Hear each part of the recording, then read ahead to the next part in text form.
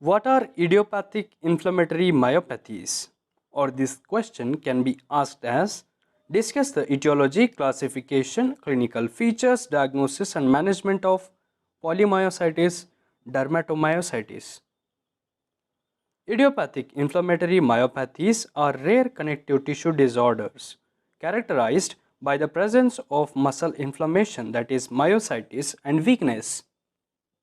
These include polymyositis, dermatomyositis, and inclusion body myositis.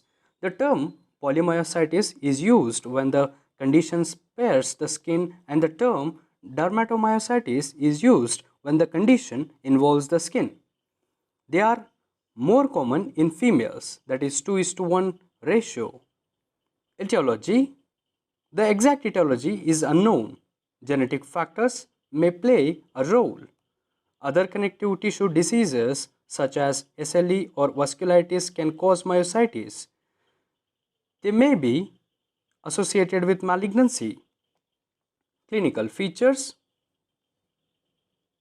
Polymyositis. The onset is usually between 40 and 60 years of age and is insidious.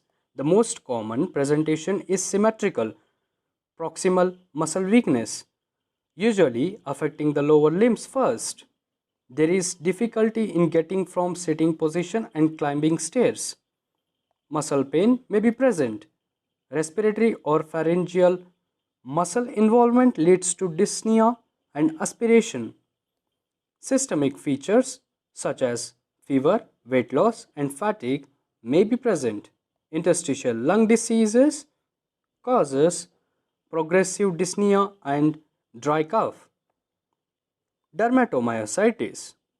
Muscle manifestations are similar to polymyositis. Skin manifestations are as follows. Gotrons papules are scaly erythematous plaques or papules occurring over the extensor surfaces of interphalangeal joints.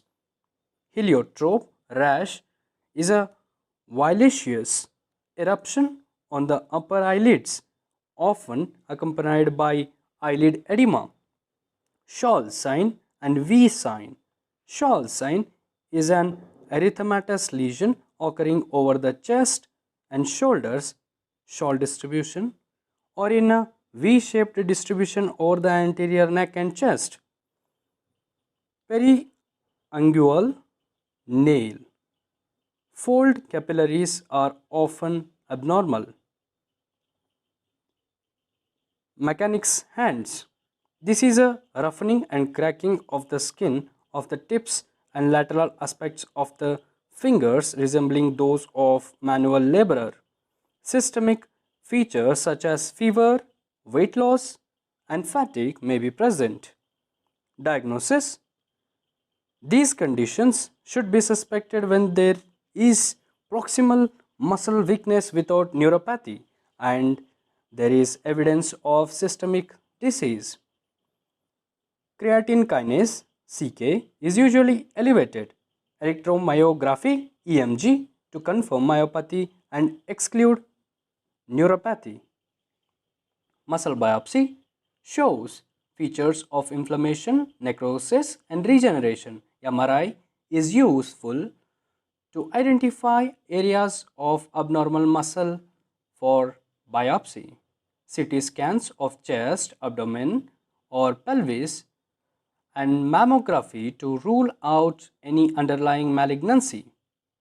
Management. Steroids. Oral steroids, example prednisolone 40 to 60 mg daily, are the mainstay of treatment. Intravenous steroids such as methylprednisolone 1 gram daily for 3 days may be required for severe weakness or respiratory or pharyngeal weakness. Steroids should be tapered slowly to a maintenance dose of 5 to 7.5 mg per day. Immunosuppressive agents. These are required if there is inadequate response to steroids. Azathioprine and methotrexate are the first choice and cyclosporine, cyclophosphamide, tacrolimus, and intravenous immunoglobulin are alternatives. General measures: physiotherapy, avoidance of sunlight, prevention of opportunistic infections, etc.